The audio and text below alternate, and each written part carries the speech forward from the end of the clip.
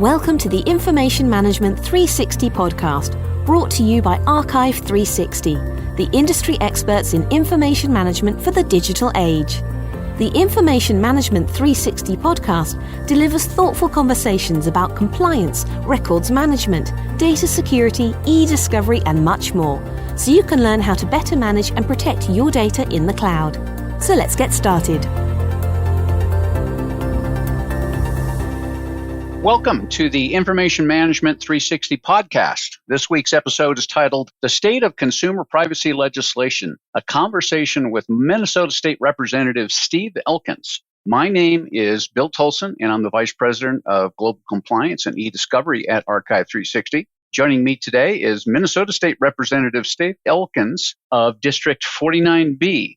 I think I have that right. Correct, Steve? That's correct. All right. And Representative Elkins, or Steve, is the co-author of the Minnesota Consumer Data Privacy Act bill. And we'll spend a lot of time talking about it and Steve's thoughts around privacy and consumer privacy in general. But with that, Steve, again, thanks for taking the time to join me today from your busy schedule. I know that you have something lined up right after this, so we will keep it within the guidelines. Quickly, how long have you been serving in the Minnesota legislature? I'm in my second term. I was first elected in 2018. Great. All right. So you co-authored the Minnesota Consumer Privacy Bill in, I believe it was February of this year. Yeah, third version of the bill. So what I've been doing is I've been taking a lead from Washington State Senator Reuben Carlisle. So this is the third version of his bill that I've introduced in Minnesota. The first one was in May of 2019, very end of my first session in the House. And so I've been working on this for about 2.5 years now. You began work on it shortly after you joined the legislature, right? Yeah, I am an information architect. IT information architect by vocation, about 25 years of experience doing data management, data architecture type of work. And at the end of the 2019 session, just to get it introduced and out there into the wild for discussion during the interim between periods, it's actually a lobbyist for Microsoft named Amos Briggs who brought me the first version of this bill. And I didn't really know what its provenance was at the time, but I agreed that this was an important and interesting topic, and that given my background in information architecture, I would probably be the most logical person in our legislature to take this on. But I made it very clear to Amos when I agreed to take the bill that I would be taking it on as the convener of the discussion and not necessarily as an advocate for the bill in that form. As I read through it, this was Senator Carlisle's, I only learned this later, but it was his first effort at crafting such a bill. And it had a lot of gaps. So the first time I actually read it through in detail, it was like, oh God, it doesn't cover this, it doesn't cover that. But by the time his second bill was introduced at the beginning of 2020, it was dramatically improved. And it's like, yeah, he covered this, he covered this, he covered this. So the 2020 version of the bill was dramatically improved from the first draft. And then this year's version of the bill didn't get his bill until beginning of the year this year. And I know it was kind of getting delayed being distributed in draft form because his staff put a lot of work between November elections last year and the beginning of this year to try and pick up as much as possible in the way of useful definitions out of the California Privacy Act, which the California voters passed last November. So the basic thrust of his bill is basically he's trying to provide the same basic data privacy protections that are contained in the California laws, the CCPA and now the CPRA. But a lot of the California laws have been kind of hurriedly drafted, or in the case of the most recent one, the CPRA, have come through the initiative and referendum process in California. So they haven't been through the normal legislative process. And speaking with Assemblywoman Jackie Irwin in California, who's been in the middle of California's efforts, she will freely admit that, especially with the CCPA, they had about a week to throw that together to head off an initiative and referendum initiative about 3 years ago. And so the California language, it's commonly acknowledged, just isn't all that well drafted. I think the reason why legislators in other states are gravitating towards the Washington bills as a template rather than the California bills is that they're just better drafted. The bill that I've introduced this year, it's House File 1492, is basically a clone of the Washington Privacy Act as it was originally introduced by Senator Carlisle last January. And so it's been Minnesotaized.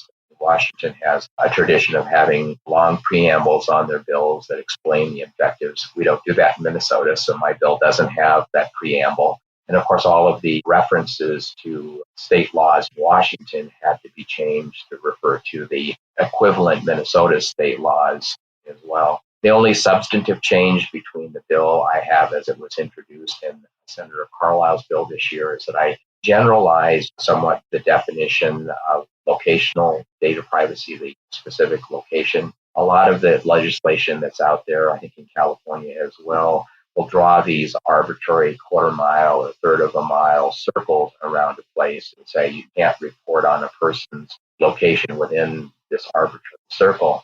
And my problem is, as a 25-year information architect who spent a lot of time doing transportation work, I'm actually a transportation economist by education, I realize that there's actually no practical way to have anything that you could enter into a database field that could be guaranteed to comply with any of those arbitrary standards. And so I generalized the definition of specific location. Otherwise, it's pretty much going to be, if you've read the Washington Privacy Act and are familiar with it, you're pretty much going to be familiar with my bill as it was introduced in January.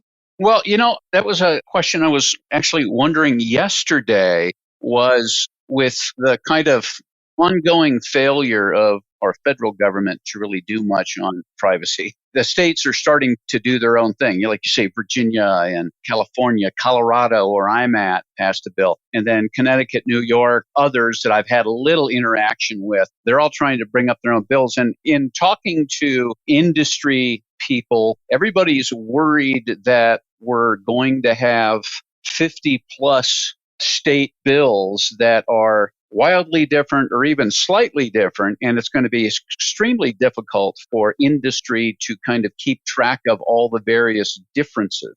I was wondering, and it sounds like you are to a certain extent, but is there any attempt by state legislators to kind of work across state lines to maybe take the best of the various bills and make them so that they're not wildly different, to maybe make it easier for industry to be able to follow them? Yeah, literally everybody I talk to about this issue agrees that ultimately this is an issue that Congress needs to resolve.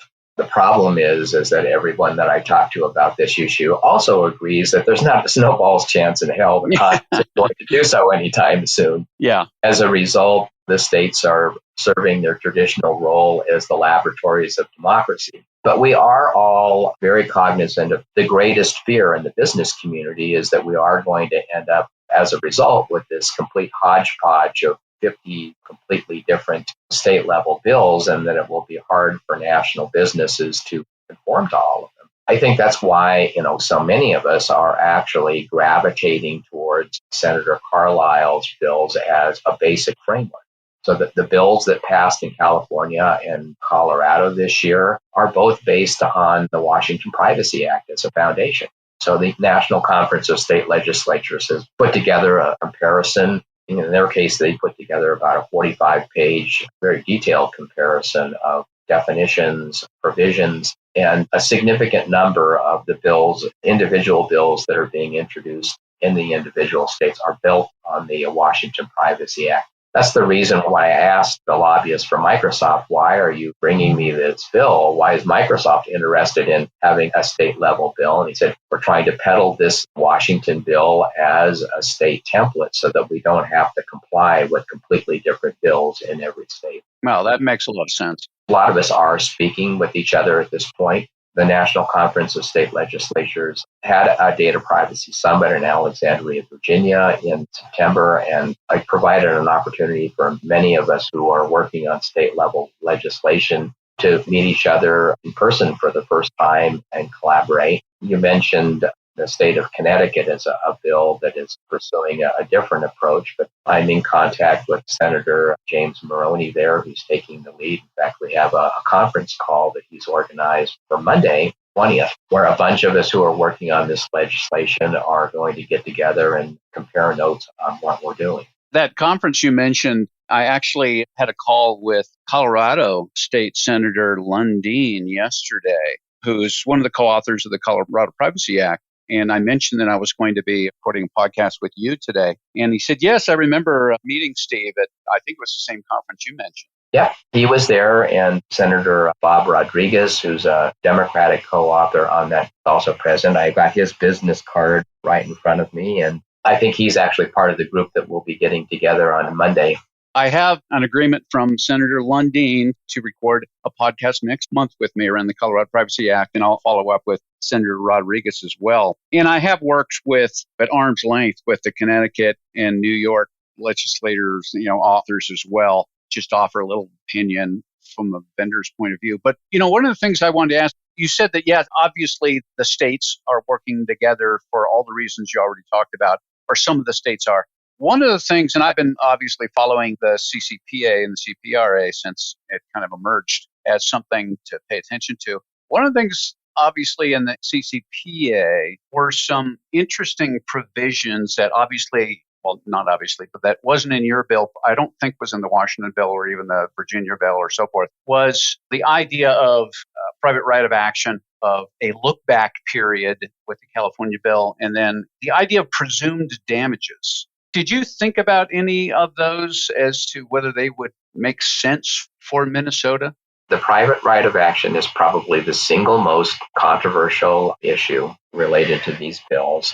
It's not included in the Washington Privacy Act, and it's not been included in my bill because I haven't started amending it at all yet. Well, it wasn't included in Colorado. It wasn't. No, I don't think it was in either the Virginia or Colorado bill. So it hasn't made it into any of the bills that have actually passed. I feel kind of ambivalent about it myself. What I'm planning to do, since I know that it will come up during the discussions, is that I'm working with our local ACLU and trial lawyers to draft an amendment to have it included.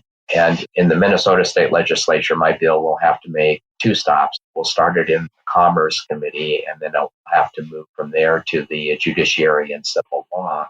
So I'm going to have an amendment drafted that would add a private right of action that will be discussed when the bill arrives in the Judiciary and Civil Law Commission, which would have jurisdiction over that particular issue.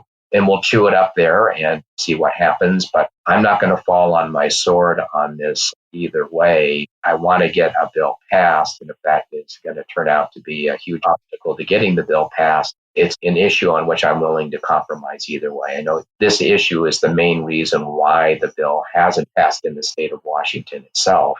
The advocates on both sides of the issue are in the House versus the Senate are dug in on their positions on this, and it's preventing the bill from actually passing in the state of Washington, which is just unfortunate because that's where a lot of the seminal work on this, providing our bill template, is originated out of work that has been done there. Does the private right of action potential provision kind of match up with this California idea of presumed damages? If, a system was breached, you don't have to show actual damages. The fact that it was breached and the data could have been taken is basically the end point. That's where fines start being placed and so forth.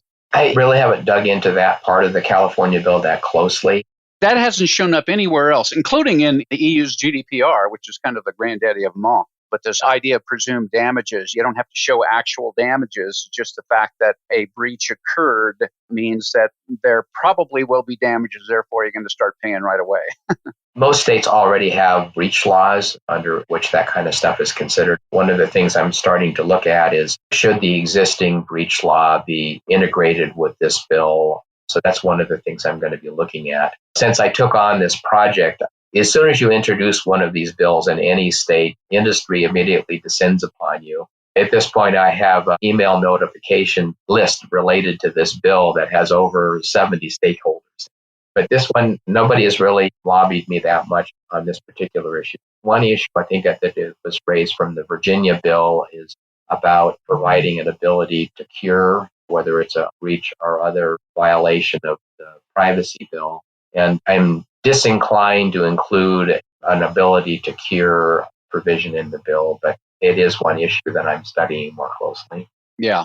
I'd obviously done a little research on you because I knew I was going to be talking to you. And seeing your 25 years in the IT-related field, I was kind of excited because I could maybe bring up slightly more technical things that you would have some opinion on. one of those topics that I've been wondering about for several years now, ever since the GDPR came out, was, I guess, the wording around what's expected from organizations on how they are supposed to protect data. We get into security and those kinds of things, but the language is usually pretty high level, like an organization should take all reasonable measures to ensure that the data is secure.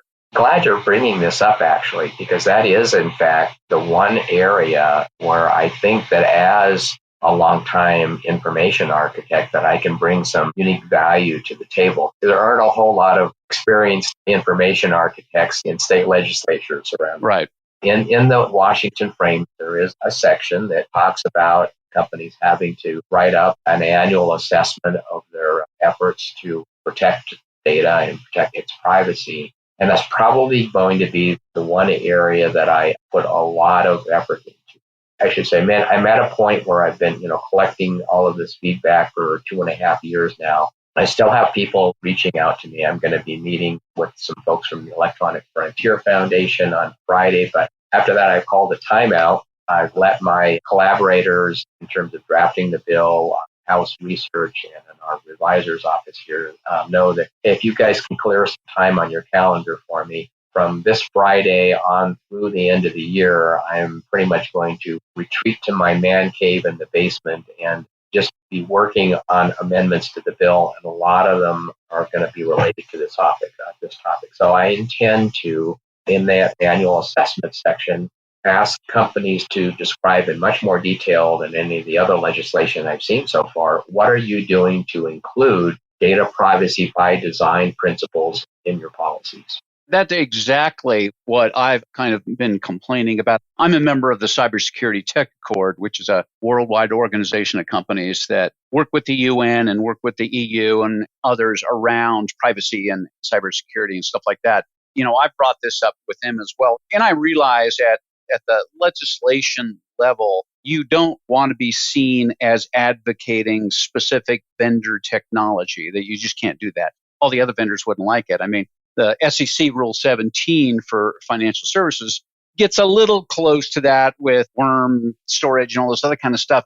And this is for the EU GDPR as well, but we've reached that point in technology availability and cost of, instead of saying a controller shall establish, implement, and maintain reasonable administrative, technical, and physical data security practices, could we soon take the next step and say all personally identifiable information shall be encrypted, and maybe encrypted while at rest and while in transit? This is the biggest thing I don't understand. You hear these breaches all the time, and all this data was taken, whether it's a cyber theft or whether it's a ransomware attack or an extortionware attack. If the data was encrypted, then a lot of that wouldn't happen. I mean, under GDPR, the breach notification, they allude to in the GDPR that if the data was encrypted and the encryption keys were not kept with the encrypted data, then a breach did not happen and breach notification does not kick in. Yeah, you may very well see in my amended bill language like that being used. So the last 10 years of my career were spent in health informatics, and the last 7 of it were spent as a senior information architect in the Optum unit of United Health Group. One of the projects I worked on there was an initiative to identify and eradicate any last vestiges of Social Security numbers in the Optum application databases. Oh, nice. Yeah, and United Health Group has long used the Rochade metadata repository on all of its databases for all of its subsidiary companies. And so we were able to scan the metadata repository, find all of the potential columns in any application that might potentially contain a Social Security number. Anytime we found one, we sent a notification to that subsidiary and said, you have 60 days to either erase any Social Security numbers in that field or encrypt it. You have 2 choices. And I think more companies should be doing stuff like that. Oh, absolutely. And I talk to insurance providers as well, cybersecurity insurance providers. And, I asked them, why don't you tell your policy holders that they must encrypt, that they must adopt role-based access controls, they must begin adopting zero trust architectures. I mean, these are all minimum requirements that are not vendor specific. They're technology that's out there now. Many companies provide them. And I asked the insurance provider, why don't you do that? And they say, well, we do, but we have to leave somewhat of an opening. So basically the choice for the people who want the cyber liability insurance is either you adopt these things or your premium is going to be 3x or 10x or whatever it happens to be. It's amazing that a lot of companies will still say, we'll pay them more. We don't want to get into this other technology stuff. I know that when I start writing this stuff into the amended version of my bill, that people in the business community are going to ask me, well, who will be the audience for all this information? And I'm going to tell them that it's going to be investors and insurance companies. Yeah, exactly. Even now, the cyber liability insurance policies only cover a small portion of any potential losses, and you're paying huge amounts for that. I'm really glad to hear you talk about adding some more particular kind of requirements. I mean, for years, I've always wondered, why does a company allow some junior intern to download an entire database full of PII, put it on their laptop to work on it over the weekend, and the laptop gets stolen out of the trunk? There should be a rule in the company that says you cannot download databases with sensitive information on it, period. Yeah. Another policy or practice that was in effect at Optum was after the Anthem breach, UHG really ramped up its security efforts. But every United Health Group laptop is now encrypted when you log off. So it was kind of a pain because every time you would log on to your computer in the morning, it would take about 8 minutes to boot up because it was unencrypting the data on the laptop's disk. But it's kind of necessary these days. Those are probably base level requirements that, like you say, they should be absolutely required. Even a company should say, we must do this to lower our overall liability in case something happens. That's exactly why UHG was doing it. They saw what happened to Anthem after that huge breach, and they concluded, we don't want to be that company. Yes. Don't want to be above the fold and on the front page of the Wall Street Journal talking about the 100 million records you just lost. Yeah. That's no fun. We talked about the lack of federal guidance. I did notice that both Senator Gillibrand of New York and Senator Moran of Kansas have introduced privacy bills in 2021 in the U.S. Senate. Do you know anything about those? Have you had a chance to look at them? Yeah, the International Association of Privacy Professionals, and I think probably a couple of other groups as well, has been tracking the federal legislation. And I've looked at some of the bill summaries that they and other organizations have provided. And so far, I'm not seeing any bills that have even been introduced in Congress that are anywhere near as comprehensive as either the California or the Washington frameworks. Yeah, agreed. They're just thin gruel compared to what is coming up out of the states right now. I noticed just 5 days ago, I read a story, or it was a press release, basically said the FTC, Federal Trade Commission, filed an advance notice of proposed rulemaking with the Office of Management and Budget that initiates consideration of a rulemaking process on privacy and artificial intelligence. And it goes on to say the FTC filing lays out the FTC's intent as seeking to curb lax security practices, limit privacy abuses, and ensure that algorithmic decision-making does not result in unlawful discrimination. So it's interesting that the FTC is doing it. Obviously, the downside is a future administration can basically avoid it. But in the meantime, if the Congress isn't going to do anything, I thought this was pretty interesting. There's one provision in the Washington framework. There's a very good definition of basically, I think it's termed something like decisions that have important legal consequences or something like that. So it's intended to address things like your credit reports or the use of your credit score or other kinds of algorithms to make decisions by companies about, whether they're going to rent you an apartment or what your car insurance is going to cost you. That's one area that I'm looking more carefully at that I may beef up a little bit, because I think that if a company is going to use an algorithm black box, whether you characterize it as an artificial intelligence or not, I actually think that as an information architect, the term artificial intelligence is currently the most widely used, misused, and abused term in business right now. But I think that if you're turned down for a rental insurance rates are exorbitant, that I think you ought to have similar rights as you do under the Fair Credit Reporting right now to look at the data that was being used to make that decision and have the reasons for the decision spelled out to you in plain English. A company shouldn't just be coming back to you and saying, well, we made this decision because the black box told us to do so. That's an area that I also think it's on my list of things to beef up a little bit more, to give consumers more rights to question the decisions that are being made about them from black boxes. I know some of the draft laws, and I think California, Colorado, I'm not sure about Virginia, but they do have provisions in there, especially the California bills, that says that the data subject can basically request that their PII not be utilized with machine learning or AI capabilities within the company. You were sort of talking about that. One thing about that, I think that's one thing, but in many cases, these black boxes are being used to make decisions that you really don't have any meaningful choice to opt out of. If you, in fact, took that option and opted out of having your PII used to make those kind of decisions, there are many public services available in the market that you would just not be able to avail yourself of. That was going to be my follow-up question is companies now, including mine, if you ever ran across the term predictive coding for litigation and e-discovery, those kinds of things, those were the early uses of machine learning in looking at huge document data sets, millions upon millions.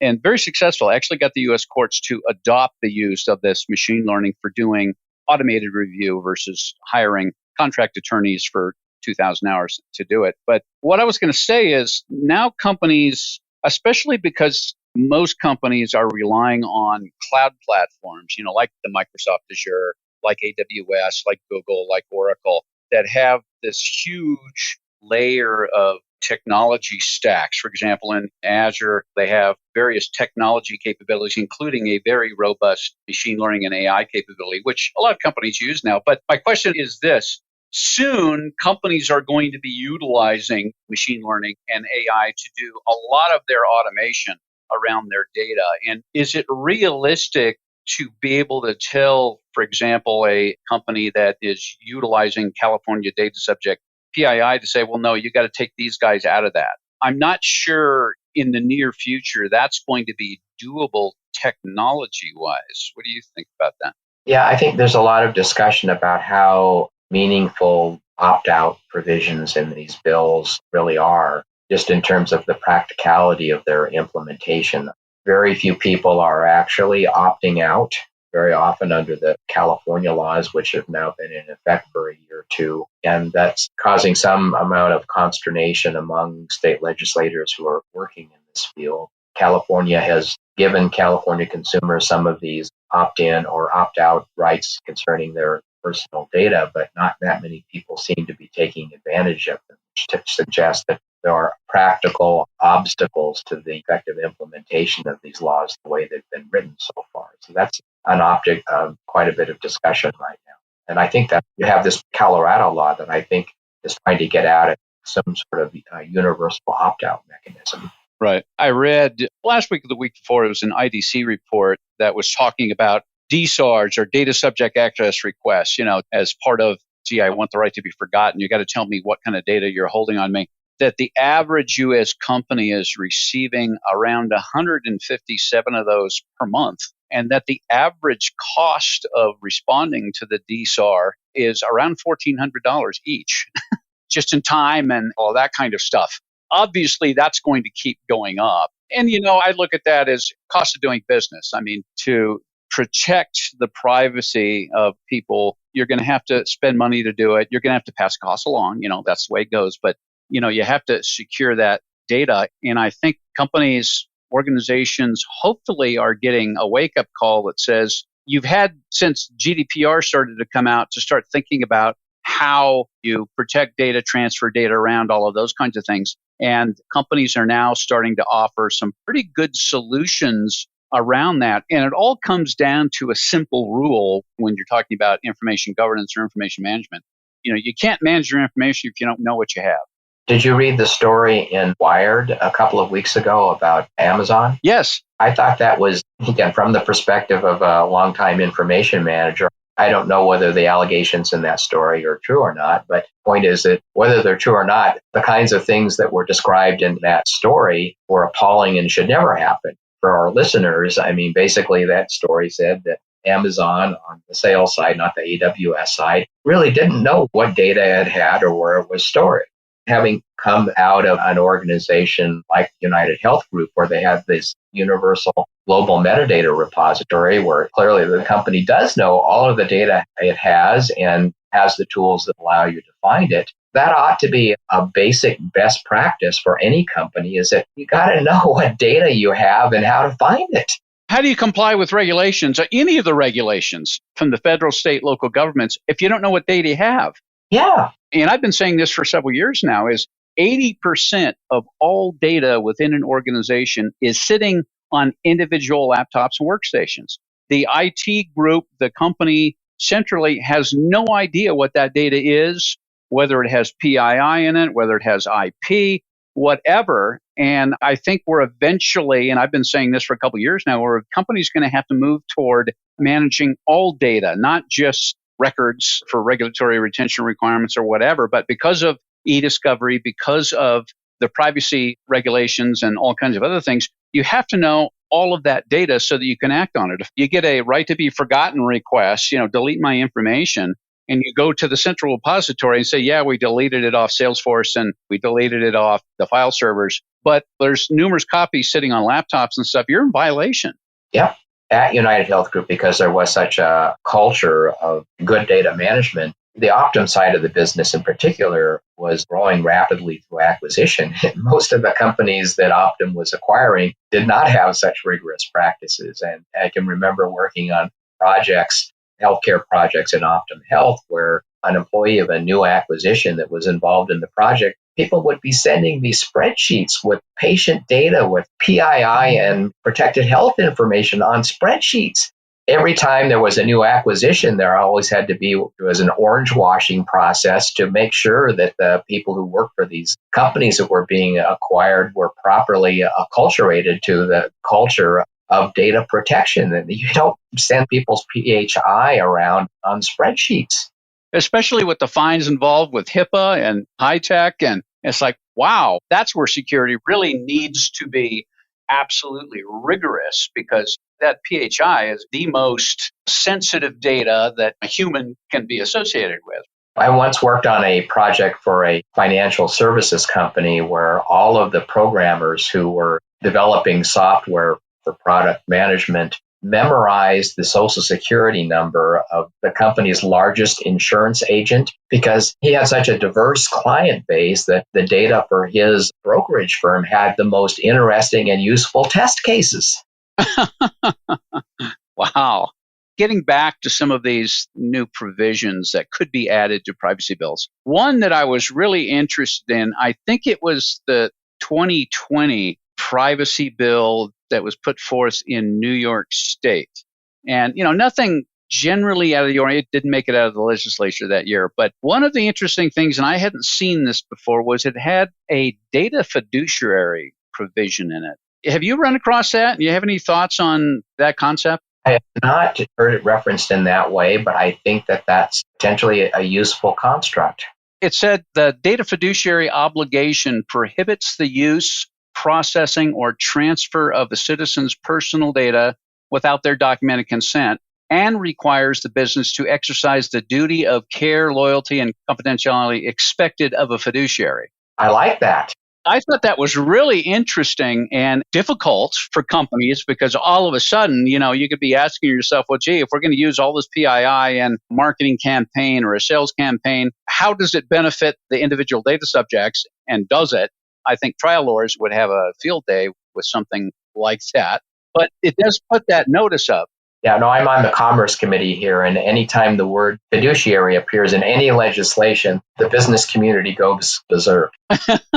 I could see that, but I think in certain cases with some of these unnamed companies that have been misusing data for a long time, they have gigantic legal staffs and they could fight lawsuits forever. But still, I think maybe putting some or talking about a provision like that. And I expect the EU, especially around GDPR, to eventually add something like that because they are so far out in front of this. It's scary almost. But I think that would shut down so many businesses, at least their revenue streams, that it would send a really interesting message, right? Yeah, clearly the online advertising industry does have two main standards for how online advertisers are treating the data that comes into their possession. But clearly these are voluntary standards, and there are many companies involved in the online advertising business that are not adhering to either of these standards. I thought it was alarming that the New York Times story after the January 6th insurrection, somebody leaked to them a large trove of locational data in which, only had the advertising industry IDs on it. So it's hypothetically pseudonymized. But they were still able to find vendors within a couple of days who were able to reassociate those advertising industry IDs with actual people and do some very detailed reporting on the comings and goings of a number of the people who participated in the January 6th insurrection. So I'm happy that on the one hand, some of those people are being called to account, but thinking about how the Times obtained the data and, more importantly, was able to de-anonymize it was alarming to me. Clearly, there are people who are in the business of taking pseudonymized data that only contains the advertising agency ID and re-identifying it. There's a business for that out there, and that shouldn't exist. I'm probably going to put something in the bill that makes it explicitly illegal to try to re-identify or de-pseudonymize data that has been intentionally de-identified or pseudonymized. That brings up an interesting related topic that this happened 2 years ago. Basically, I think there are anywhere from 250 to 300 personal identifiers that organizations and even cybercriminals use to identify somebody. And 2 years ago, a group of scientists/programmers had developed a code base that with only, I think it was 14 personal identifiers, real random stuff. Brown eyes, lives in 80528 area code or zip code, drives on Xterra, real general stuff that this code base using any 14 randomized personal identifiers would have a 95% accuracy rate in actually identifying you down to your name, address, and social security number. By the way, those scientists released the code base on the internet for free. Boy, there was a famous paper that's out there, been circulating for over a decade, where a guy found that with just 4 attributes, if you knew a person's date of birth, gender, and zip code, if that's all you knew about a person, date of birth, gender, zip code, you could re-identify the person with something like an 80% probability. Wow. That is amazing. The fact that you cannot be anonymous anymore. One of the things that software, and you probably know this software, you can anonymize data. You can redact it, but you can anonymize it, which means even at field level, encryption level, you can go in and take a piece of PII and anonymize it and then throw away the encryption key. And, of course, when you get into pseudonymization, then you can always recover that data. But it's to the point now where you don't want to give anybody any information. Most people would be shocked that there's a ton of information about us that has always been public, a lot of information, except that if you wanted to find any of it, you had to go down to the county courthouse and root manila file folders for hours. Yeah. And almost all of that information has been digitized now and is widely available. I mean, just think about your property tax records, property records of the county, business registrations with a Secretary of State's office. And there are companies out there that are hoovering all of this information up and integrating it and publishing it. And I tell people, if you think you can be anonymous, just go out and Google your own name plus the name of your city, and you will be shocked at what pops up. Yeah, it's amazing. Related, I probably get at least once a week an email from the company that looks at my identity and stuff and makes sure it's not being misused. I think I get a warning from them once a week that says your email and password were found on the dark web. Yeah. Change your passwords again. It's like you're changing your passwords almost every week now. The scary thing is these breaches can happen and they could take 100 million records and the company doesn't even know it happened for 9 months. So imagine what's going on in all of that time. It is truly scary. We're running out of time. One of the things I wanted to at least ask you, the GDPR was the first major privacy security law that brought up this idea of privacy impact assessments. Do companies that hold personally identifiable information, should they be looked at once a year, once every 3 years, what it happens to be, to make sure that their processes, their security procedures, and so forth are at a certain level? And with GDPR conducting a privacy impact assessment, with the fall of the Privacy Shield, GDPR now says, well, you got to conduct a privacy impact assessment anytime you're going to transfer data from the EU to, in this case, the US. And it has to be done by a third party and so forth. And I'm wondering if you think something like that within a state bill need to conduct privacy impact assessments on a regular basis, whatever that time frame is, would make sense. Yeah, I think so. There is an article in the Washington Privacy Act that speaks to that. And as we discussed earlier, that's an area that I'm probably going to beef up in my version of the bill. And I think there are 7 principles of data privacy by design that are commonly accepted at this point. And I'm looking at the 7 principles of data privacy by design and figuring out how to include that responsibility to abide by those 7 principles in my bill. Yeah, that's perfect. That also, and again, I've been referring back to the GDPR a lot here lately, but one question, do you see the need or a requirement, for example, in a Minnesota privacy bill to either limit or have more controls over the transfer of Minnesota citizen data outside the United States? Well, I think one of the big challenges of trying to do this at the state level is this general issue that the business community is so concerned about, just in terms of how do I comply with bills in 50 different states. Yeah. That one may have to be one that waits until Congress finally looks at all of our collective body of work and acts on it themselves. Yeah, that's a great point. I hadn't thought of it that way, but that's absolutely perfect. Yeah, there are definitely things that we could try and legislate at the state level, but aren't really going to be very effective until there is national legislation. And there does need to be national legislation. I've told people, look, I'm under no illusions that anything that I'm working right now is going to exist in the long term and form in which I get it passed. But I do hope, I think all of us who are working on this issue at the state level hope that we're influencing the future form of the legislation that Congress will eventually pass. That's absolutely right on. Absolutely. So, Representative Elkins, or Steve, sorry, I think that about wraps up this edition of the Information Management 360 podcast. I really want to thank you for this really insightful and actually enjoyable discussion today around the importance of data privacy and what the states and state representatives like you are doing. I think you're leading the federal Congress on this, and I think in the long term it's going to help. So if anyone listening has questions on this topic or would like to talk to subject matter experts, please send an email mentioning this podcast to info, I-N-F-O, at archive360.com, and we'll get back to you as soon as we can.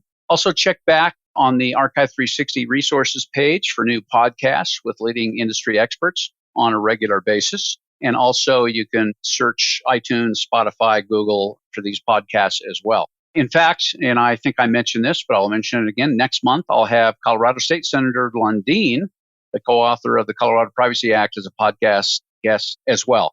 So, Steve, again, really interesting for me. Hopefully you had a good time, and really want to thank you for taking the time. I enjoyed the conversation as well, and thank you for the opportunity. Thank you, sir. Thank you for joining us today on the Information Management 360 podcast, brought to you by Archive 360, trusted by organizations worldwide to manage their data in their cloud under their control. To subscribe to our show or to find out how you can address today's challenges in information management, visit archive360.com/podcasts.